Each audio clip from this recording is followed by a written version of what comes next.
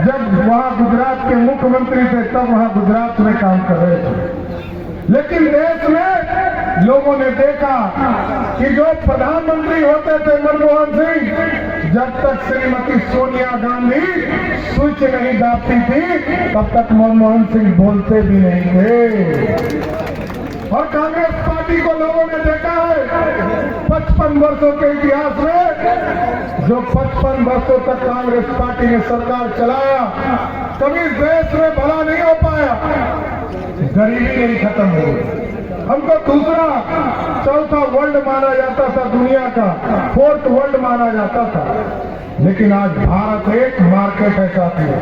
और मोदी जी ने इसको पहचाना, मोदी जी ने व्यवस्था खड़ा किया और आज दुनिया में डंका बज रहा है भारत का, तो सिर्फ मोदी जी को आपके आशीर्वाद के चलते बज रहा है। और साथियों आप समझिए, दुनिया में जहां अंग्रेजों ने हमको 200 वर्षों तक लूटने का काम किया था, आज मोदी जी ने उसी अंग्रेज को हराकर, जो हम 12वें स्थान पर आर्थिक व्यवस्था में खड़े थे, उसी अंग्रेज को हराकर 12वें स्थान से सीधे 5वें स्थान पर लाने का काम किया।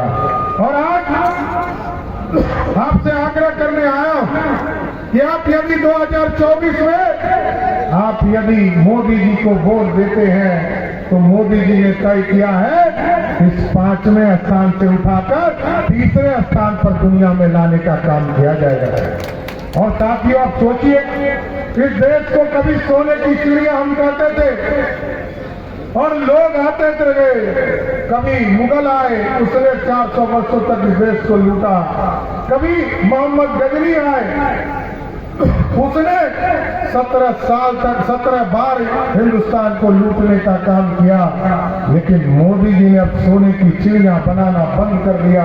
अब मोदी जी ने मेक इन इंडिया का सपना देखा है साथियों, और अब सोने का शेर बना रहे हैं जो दुनिया में दहाड़ने का काम कर सकेगा। सर ऐसा भारत बनाना है साथियों। लेकिन कुछ लोग चर्चा करेंगे आरक्षण खत्म हो गया, कुछ लोग चर्चा करेंगे लालू प्रसाद जी 15 साल बिहार के मुख्यमंत्री रहे साथी, एक लोगों को भी कभी बिहार का आरक्षण नहीं दिया।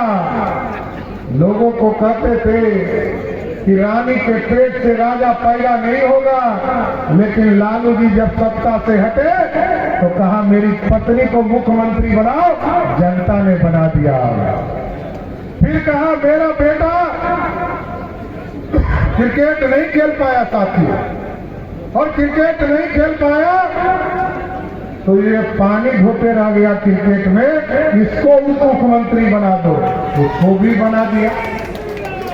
आप सोचिए साथियों, एक तरफ लालू प्रसाद जी 1990 से लेकर 2005 तक बिहार के मुख्यमंत्री रहे, लेकिन गरीबों को न्याय नहीं दिया, कभी आरक्षण नहीं दिया।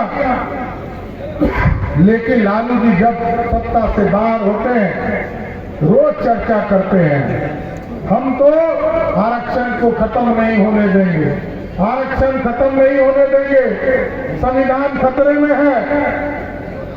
लेकिन मोदी जी ने स्पष्ट तौर पर कहा है साथियों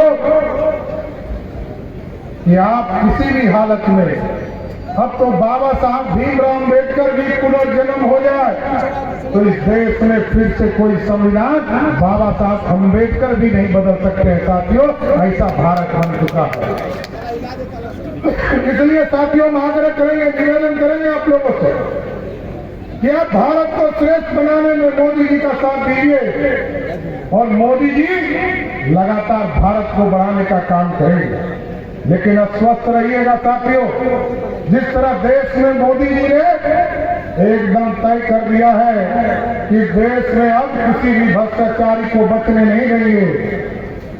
जो भ्रष्टाचार करेगा साथियों उसको जेल जाना पड़ेगा। और आपने उदाहरण देखा साथियों, आज केजरीवाल, अरविंद केजरीवाल कहाँ है? जेल में है। हेमंत सोरेन कहाँ है? जेल में है। और लालू प्रसाद जी पर लगातार केस चल रहे हैं, ये भ्रष्टाचारी जेल में है। लेकिन साथियों हम लोगों ने भी कानून बनाया है, अभी बिहार में कानून बनाया साथियों, बिहार में 3 तरह के माफिया को समाप्त करना है, चाहे वो बालू माफिया हो, शराब माफिया हो, जमीन माफिया हो, या तो उसको भभुआ के जेल के अंदर बंद करूंगा, नहीं तो वो बिहार छोड़कर भागना शुरू कर देंगे साथियों। इसको कोई रोक नहीं सकता है, ये कानून का राज स्थापित करना है। इसलिए साथियों आग्रह करने आया हूं, निवेदन करने आया हूं, ये सुंदर बिहार बनाना है तो सुंदर भारत बनाना होगा, और सुंदर भारत बनाने के लिए एक एक वोट किसको देना होगा? शिवेश राम जी को कमल के छाप पर, जैसे ही कमल छाप के निशान पर वोट देंगे, 1 तारीख को जैसे ही वोट डालेंगे, 4 तारीख को रिजल्ट आएगा और शिवेश राम जी दिल्ली पहुंचेंगे, वैसे ही मोदी सरकार देश में स्थापित हो जाएगा। तो आप लोगों से आग्रह करना चाहता हूं, तो जिताइएगा ना। देखिए अभी हम लोग को बक्सर भी जाना है, काराकाट भी जाना है और बेगूसराय भी जाना है, तो क्षमा भी चाहता हूं कि और कमी शब्दों में हम लोगों ने अपनी बात रखा है। तो शिवेश जी को जिताइएगा तो हाथ उठा कर बताइए, बोले सियावर रामचंद्र की जय, जय श्री राम, भारत माता की। तो माला पहना दे इनको सबका, जिताइएगा ना, तो हम सभी लोग इनको माला